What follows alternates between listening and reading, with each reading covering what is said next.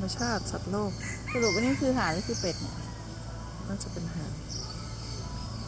สายก้นด้วยค่ะอะไรกันคะสวัสดีจ้าอะไรกันคะ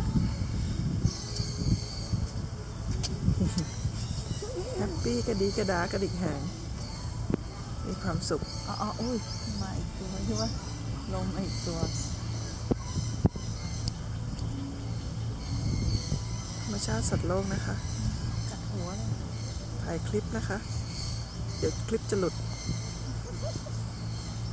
ทำอะไรกันน่ะนี่ที่สาธารณะนะยะซื้อตั๋วมาชมนะเนี่ยไม่ต้องแอบดูเลยดูยืนดูกันช่องทำอะไรกันน่ะอันนั้นนั่งจิกหัวเขาลงน้ำเดี๋ยวเขาก็จมน้ำหรอก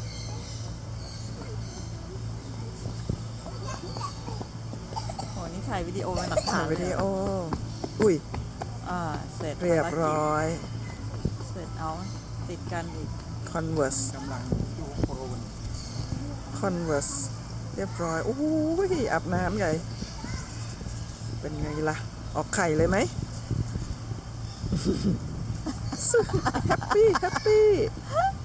โอเคนี่กระพือปีกให้ด้วยนะคะณดาษดา